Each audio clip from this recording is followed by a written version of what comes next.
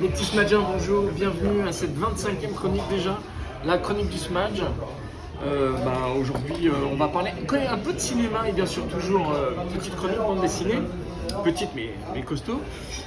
Déjà, je vous présente Mad Movies qui vient de me sortir un super numéro, un numéro bourre-pif avec Keanu Reeves qui vient de sortir John Wick 4. Actuellement sur les écrans, 2h50 de baston, c'est pas mal, c'est du lourd. On continue avec justement, vous pensez que je vais vous parler de ça. En ce moment, j'ai rencontré ces deux auteurs d'ailleurs sur le salon du livre, sur une histoire de deux potes qui vont faire le tour de France. Eh ben non, je vais pas vous parler de ça. Vous pensez que je vais vous parler de ça? Ceux qui me suivent savent que j'ai déjà parlé de ça. Et pour cause. Qui est à côté de moi? Bonjour. Salut Pierre. Salut Eric. Merci d'être là et de partager cette chronique entre amis. Qui a été inaugurée avec Arnaud Poitvin déjà il y a 2 mois. Et sur Studio Bianco le mois dernier, que je remercie encore à travers cette chronique. Voilà. Et Pierre, donc ça fait quelques années que j'ai le plaisir de suivre ton travail. Et l'opportunité de te voir à l'occasion de la sortie de ton magnifique Autant d'emportement. Je voulais un petit peu partager avec toi ton expérience, ton parcours. Et puis, et surtout, joyeux mon anniversaire puisque tu es né le 1er mai. Merci. Et donc des cadeaux. Donc des cadeaux. Des cadeaux. Bordel des cadeaux. Donc en parlant de parcours, donc tu as été au Gobelin, puis Studio Montreuil et après une carrière dans la bande dessinée. Comment t'es passé de Gobelin au Studio Montreuil? Alors, je suis passé au Gobelin, donc c'était, on va dire, un heureux accident de parcours, puisque j'ai été au Gobelin pensant que c'était une école de bande dessinée. Et voilà, de fait, comme j'avais rien d'autre à faire à cette époque-là, j'ai tenté le concours, que j'ai eu la chance de réussir. Et en suivant le process, je suis arrivé au studio Disney. Et voilà, je suis resté dans l'animation pendant 10 bonnes années, avec toute une bande de copains qui eux aussi continuent dans la bande dessinée maintenant. Et comme on était tous passionnés de bande dessinée, on a tous commencé notre petit album en parallèle, c'est-à-dire pendant nos temps libres, entre deux films, entre deux... Voilà. Et maintenant que les studios ont fermé, pas mal d'entre nous ont continué dans la BD avec plus ou moins de succès. Génération dorée, donc on en parlait tout à l'heure en off. On a quand même vu naître les Guarudo avec Black Sad, on a vu Pyramidas avec justement des séries ouais, on était avec Virginie Augustin, Georgia Bolin, il y a eu tout un clan. Et d'ailleurs, c'est toute cette partie-là, tous ces gens-là continuent dans la bande dessinée. Et en effet, on s'est tous retrouvés là à ce moment-là. Alors, Génération Dorée, oui, comme on disait aussi en off, c'est parce que le studio a fermé, donc peut-être qu'il y en aurait eu encore plein d'autres, c'est Génération Dorée, entre guillemets. Oui, absolument. Et là, on s'est arrêté avec les studios. Et on a eu la chance, par contre, de travailler avec des plus grands, avec des super animateurs. On a appris comme des dingues, on a fait des rencontres incroyables. En parlant de rencontres, tu as eu le pied à l'étrier avec Chris pour Gryffindor. Ouais, c'était au tout début ça. Oui, c'était après qu'il ait vu quelques pages que j'avais fait dans un fanzine édité par Laurent Galmo, l'éditeur de Vent d'Ouest à l'époque. Chris m'avait proposé un scénario. La suite de Perdita Queen. Ouais, une espèce de spin-off. Alors voilà. Comment il s'appelait? John Horton, c'est ça? Alors, je sais pas, sur Gryffindor, c'était John Horton, c'était la suite de ses aventures. D'accord. Écoute, en tout cas, c'est une super opportunité, une très belle rencontre et une belle opportunité de mettre un pied dans la BD avec, pour le coup, la chance d'avoir un scénariste assez connu. Puis tu as continué avec le Fossoyeur des Ténèbres. Les échaudeurs. Les échaudeurs des Et Ténèbres. beaucoup de gens ont du mal encore. Tu m'as évité les échafaudeurs. Les Fossoyeurs, c'est pas mal. Que j'ai assez souvent. Mais oui, ça c'était un petit plaisir personnel avec un copain qui... sur le premier en tout cas, qui avait fait le scénario et qui maintenant est devenu un très très chouette réalisateur de cinéma, un peu indé, mais alors voilà, il fait des films magnifiques. Ouais. Et on a continué avec Rodolphe pour le deuxième film, avant de continuer à aller sur ta série Belladone. Ouais, Belladone. Belladone où là on se retrouve avec du KPDP. Du KPDP, ouais. Et alors, ce qui est marrant, avant de continuer à un petit peu voir ton œuvre, moi ce que j'ai remarqué c'est souvent un héros ou une héroïne seule, accompagnée, quand on regarde Don Vega, quand on regarde Autant d'emportement, quand on regarde Simbad, quand on regarde Conan, donc on a souvent des gens, c'est une forme de solitude en fait. Ouais, je me projette peut-être. Non, je sais pas. En tout cas, avant tout, l'idée c'était, en tout cas au début, les premières séries, les premiers bouquins, de faire de l'aventure assez généreuse, tu vois. Moi j'avais un objectif, comme au cinéma Indiana Jones, c'est-à-dire de faire une aventure mais sans prendre les gens pour des idiots et en donnant un peu, essayer de donner le maximum. Et avec du contenu surtout, Avec parce du que contenu, de la forme, et voilà. Et le fait, en découlant de tout ça, c'est vrai qu'après, je suis plus intéressé aux personnages aussi principaux et au caractère des personnages, à leur parcours. Donc forcément, quelque part, comme tu dis, il y a une forme de logique pour arriver à Autant n'importe le vent, avec ces deux personnages qui ont vraiment un caractère de dingue et un parcours incroyable. par exemple, Moby Dick aussi, La baleine. la baleine. Mais ouais. Non, mais blague à part, c'est une histoire de dingue. Bah, le parcours de Hakab et Exactement. du jeune et puis du harponneur, tout ça, oui, à chaque fois c'est des personnages assez forts. Il y a du caractère. Dans Vega, on est quand même sur un personnage solitaire et puissant. Ou dans ton illustration, t'as réussi à mettre une puissance dans ton personnage. Conan, pareil, il est fabuleux, Conan. Il est moins profond que les autres, mais c'est pareil, il a son parcours. C'est souvent, enfin maintenant que tu me le dis, parce que je t'avouerais que j'ai pas vraiment réfléchi à ça en faisant, mais on a l'idée d'un personnage qui influe sur un groupe de personnages. Ouais, absolument. Plutôt que l'inverse. Il y en a un autre, Silas Corey. C'est vrai qu'il est. Pareil, solitaire, cambrioleur, espion, c'est pas trop. Ce qui est génial avec Silas Corey, c'est son parcours et ta façon de faire. La rencontre de Fabien Nury avec deux diptyques, L'écriture de Fabien. Qui est juste fabuleuse. Comment t'as rencontré Fabien d'ailleurs? Alors, dans mon souvenir, j'ai envoyé un petit mail en me disant que voilà, j'aimais bien son travail et s'il avait envie de travailler avec moi, je serais bien content. Et puis il avait ce scénario sous le coude, donc il m'a proposé, puis on est parti là-dessus. Non mais est-ce que par exemple ton personnage peut être un personnage répétitif? Ah ben, on aimerait bien, moi l'idée, notre idée à la base, c'était d'arriver à avoir une série comme ça, sur laquelle on pourrait revenir de temps en temps, tout en ayant l'occasion de faire des one-shots à droite à gauche, mais d'avoir une série avec un personnage qu'on aime bien et que les gens aiment bien, qu'on retrouverait régulièrement. Alors maintenant, Fabien évidemment est pas mal pris par le cinéma et la télé, mais il y a un pitch pour un troisième cycle qui est fait depuis longtemps. Ah, c'est cool. Donc maintenant on attend juste qu'il ait un peu de temps. Je sais qu'il serait partant aussi pour continuer, mais bon voilà. Et Glénat aussi, j'imagine. La maison de Glénat aussi, j'imagine. Ah oui, bien sûr. C'est vrai que c'est un personnage qui est assez plaisant, quoi. Ce qui est génial, c'est justement l'idée du diptyque à chaque fois.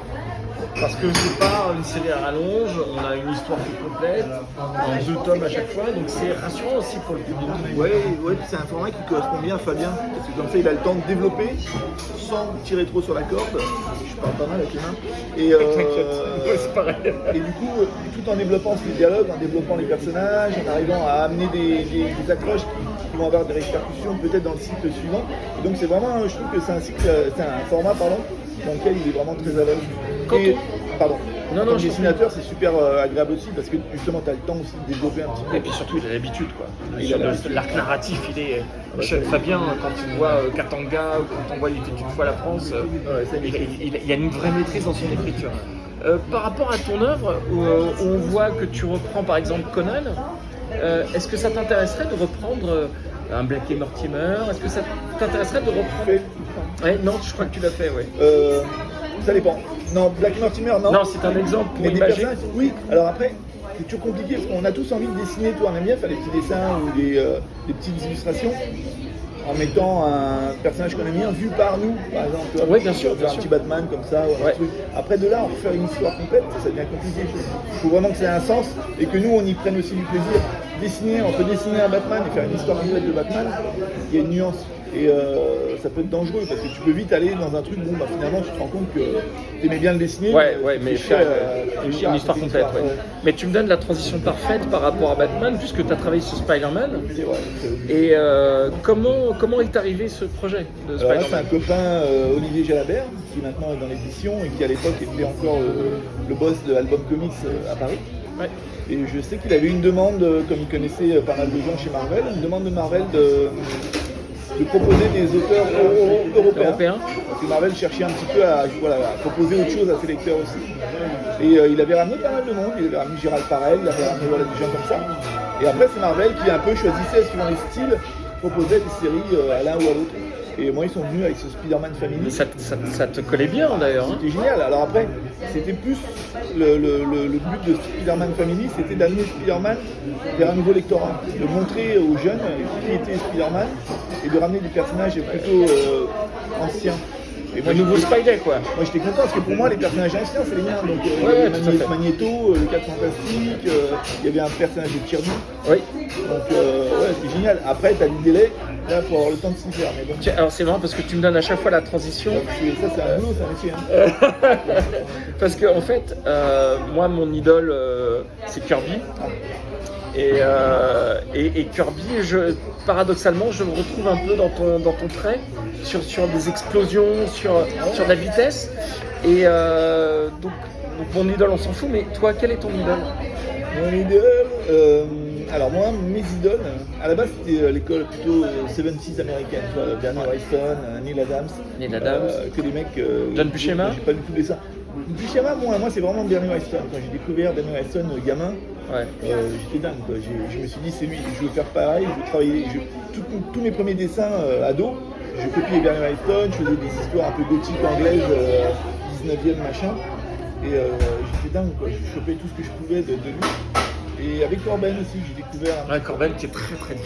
J'ai découvert tout gamin, parce que par mon père. J'avais 12 ans, quoi. Et moi j'ai grandi en lisant Corben, Wrightson et Gaston Lagaffe, quoi.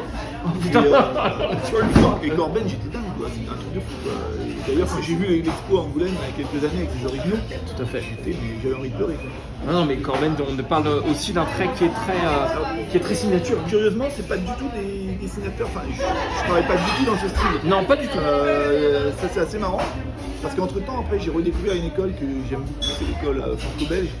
On va dire plus classique, mais avec des dessinateurs qui sont maintenant devenus aussi mes idoles, comme Denis Godard, Conrad, à l'époque dans les années 80-90. Et eux, pareil, moi Godard, maintenant Godard a remplacé Bernie Wrightson parce qu'il a carrément, au niveau du travail, parce qu'il a un style vers lequel j'arrive plus facilement à aller que Bernie Wrightson. D'accord. Attention, j'ai pas dit que c'était plus facile. On s'est bien d'accord. J'ai compris. Dessiner Godard, il a un dessin de dingue. Hein. Donc, non, mais il est très très fort. Mais j'essaye plus d'aller vers lui parce qu'il y a une espèce d'énergie dans le dessin qui peut-être se rapproche plus de ce que j'ai appris en animation. Ouais. Et du coup, voilà, je me sens plus dans ma famille avec le dessin de Godard qu'avec le dessin de Wrightson.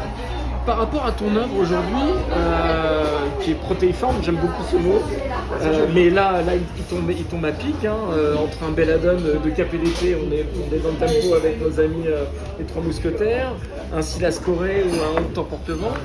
Demain, c'est quoi ton projet? Le tome 2, ouais. Parce qu'il y a encore du boulot. Ouais. Après, pour l'instant, j'ai rien parce qu'évidemment, je suis pas du genre à préparer 10 projets en avance.